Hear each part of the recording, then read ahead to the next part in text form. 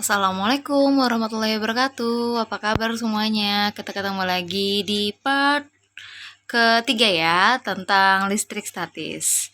Kita sudah masuk detik-detik terakhir dari materi listrik statis ini. Sebelum kita mulai, jangan lupa kita berdoa dulu. Berdoa, dimulai. Amin. Oke, sekarang kita masuk ke materi selanjutnya, bagian terakhir dari listrik statis, yaitu ada medan listrik sama beda potensial listrik. Di sini kita bahas tentang medan listrik dulu ya. Jadi medan listrik itu adalah sebuah ruangan di sekitar benda yang masih bermuatan listrik, di mana pengaruh gaya listrik itu masih terasa. Jadi gini, ibaratnya gini, kau pernah nggak sih ngelihat ada suatu daerah ya, misalnya dia dipagarin tulisannya dilarang masuk karena bertegangan misalnya 200 megavolt gitu misalnya. Nah, padahal kan nggak ada apa-apa, cuma tanah kosong gitu kan. Tapi kenapa nggak boleh masuk? Kenapa ada larangannya? Nah, karena mungkin aja pada saat kamu menginjak tanah tersebut masih berasa energi listriknya.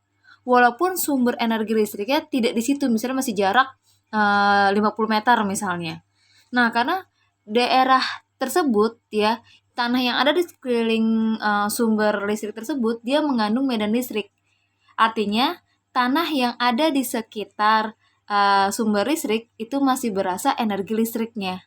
Gitu. Ya, itulah yang disebut dengan medan listrik.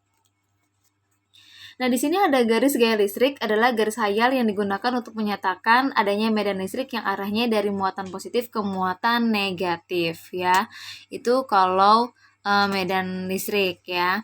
Nah, di sini kau bisa lihat kalau misalnya muatannya negatif, dia arahnya masuk ya. Kalau muatannya positif, dia arahnya keluar. Tapi kalau misalnya antar muatannya ya, jadinya yang positif dia keluar, nah kemudian yang negatif dia masuk gitu ya. Oke. Jadi kalau yang negatif dia masuk, kalau yang positif dia keluar. Oke? Ya, gampang ya. Garis gambar gaya gambar-gambar garisnya. Oke? Kelihatan jelas ya. Lihat arah panahnya. Oke, next kita ke rumusnya. Nah, medan listrik ini dia punya simbol. Medan listrik itu adalah simbolnya adalah E, dengan satuannya adalah Newton per Coulomb atau N per C.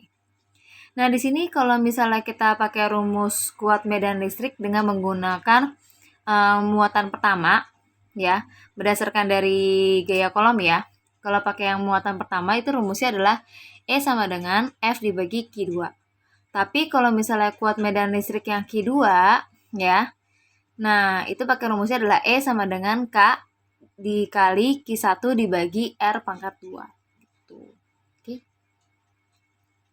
Dimana tadi E itu adalah kuat medan listrik, satunya adalah Newton per Coulomb, F adalah gaya, satuannya Newton, Q1 atau Q2 itu adalah muatan listrik, satuannya adalah Coulomb. Kemudian R adalah jarak antar kedua muatan, satuannya adalah meter, dan K adalah nilai konstanta ya, yang pada gaya Coulomb yaitu 9 kali 10 pangkat 9 Newton meter persegi per Coulomb persegi. Oke. Gampang ya. E sama dengan F dibagi Q. Kalau yang ditanya F gimana? Ya, Q-nya tinggal pindah, T-nya dibagi, pindah jadi dikali ke E. Jadinya E dikali Q ya. Kalau yang ditanya F. Oke. Siap, yang terakhir yaitu potensial listrik atau tegangan listrik. Ini adalah besarnya usaha yang digunakan untuk memindahkan muatan dari A ke B per satuan muatan. Dia punya rumus yaitu V sama dengan Q dibagi R ya. Atau punya rumus lagi V sama dengan W dibagi Q. Ya. Kalau misalnya pakai W berarti pakai energi listrik ya.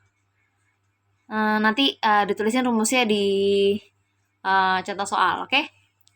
Nah, ini kalau misalnya yang Q berarti dia pakai muatan ya.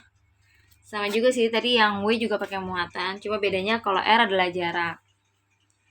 Di sini kalau pakai V sama dengan K dikali Q dibagi R, sama kayak tadi V adalah beda potensial, sama dengan K ya, konstanta 9 kali 10 pangkat 9, kemudian dikali Q, muatan listriknya, dibagi R adalah jaraknya. Nah, kalau misalnya pakai energi listrik, berarti rumusnya adalah V sama dengan W dibagi Q. Yang mana V-nya adalah beda potensial, satuannya adalah volt. Kemudian W-nya adalah energi listrik, satuannya adalah joule.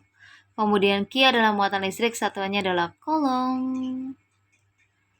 Oke, kita lanjut di contoh soal. Bismillahirrahmanirrahim. Oke, kita lanjut ke contoh soal ya. Di sini ada sebuah baterai akan memindahkan muatan sebesar 40 coulomb yang membutuhkan energi sebesar 80 joule. Maka, beda potensial kutub-kutub baterai tersebut adalah, seperti biasa, kita cari dulu diketahuinya ya. Diketahui, di sini ada muatan ya, muatan sebesar 40 coulomb. Nah, itu adalah muatan apa? Q ya. Q sama dengan 40 coulomb. Kemudian yang membutuhkan energi sebesar 80 joule. Oke. Di sini lanjut, bentar. Ibu ganti dulu nih paragrafnya. Untuk yang energi itu simbolnya adalah W ya, satuannya joule. Mau energi atau usaha itu sama aja, satuannya adalah joule. Kalian udah pernah belajar di kelas 7 ya. Nah, ini W 80 joule.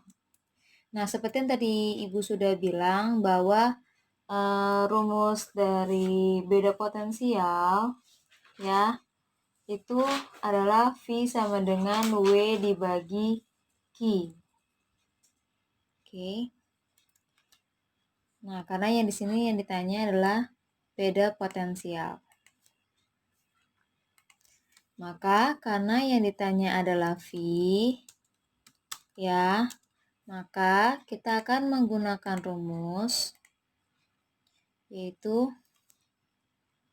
V sama dengan,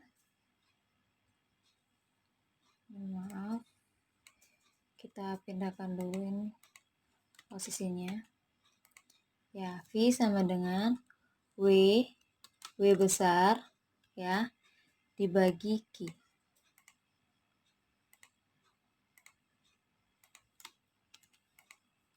Nah, di sini untuk yang nilai W-nya sama Q-nya kita lihat satuannya udah benar apa belum? W satuannya adalah joule, sudah benar ya, sesuai satuan internasional.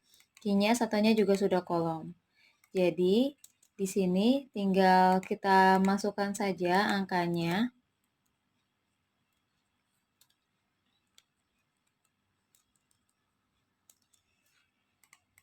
Ya, kita tinggal masukkan angkanya, di mana W-nya adalah 80 joule, sedangkan Q-nya itu adalah 40 coulomb. Maka hasilnya adalah 20, oh maaf ya, 2 volt. Benar sekali. Oke, inilah jawabannya ya. Gampang kan ya?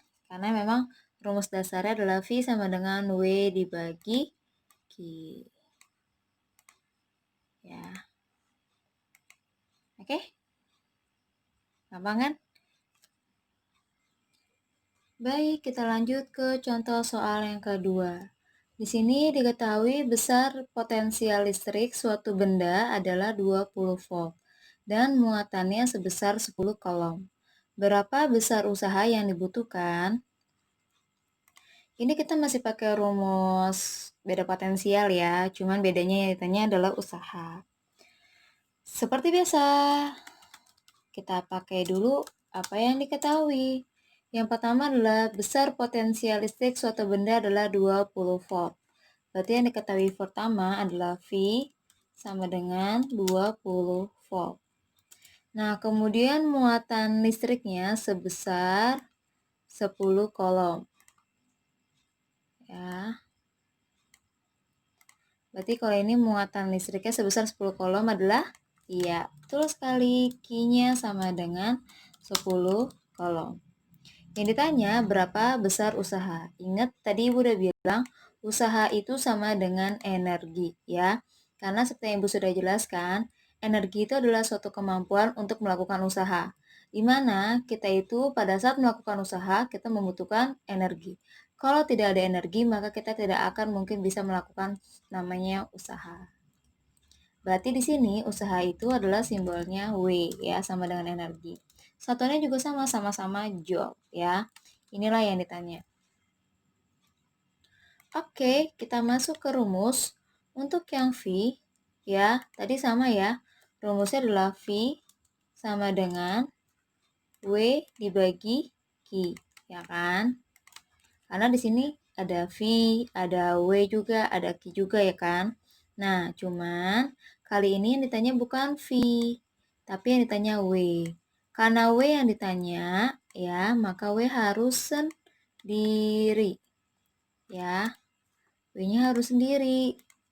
Nah, kalau misalnya W-nya udah sendiri, berarti Q-nya harus pindah. Ya, tadinya dibagi, pindah ke sini, jadinya dikali. Jadinya nemenin V. V dikali Q. Gitu. Nah, kalau udah langsung dikerjain sama dengan, ini coba kita cek. Sudah benar volt, sudah benar kolom. Jadi sudah langsung dimasukkan ya. Nggak perlu diubah lagi satuannya. V-nya adalah 20 dikali Q-nya adalah 10. Hasilnya adalah 20 kali 10 hasilnya adalah 200. Iya, 200 joule. Mudah kan? Ya, gampang banget emang. Ya kan? Asal kita mau belajar. Jadi emang kalian harus simak dulu cara kerjanya biar kalian bisa mengerjakan. Oke? Terima kasih. Kita sudah selesai di listrik statis, tapi kita masih ada pemanfaatan. Ternyata organ tubuh kita itu mirip loh dengan cara kerja listrik statis. Kira-kira yang niru listrik statis atau tubuh kita ya? Nah, kita pelajari di pertemuan selanjutnya. Oke, terima kasih untuk pertemuan hari ini. Alhamdulillahirrahmanirrahim. Assalamualaikum warahmatullahi wabarakatuh.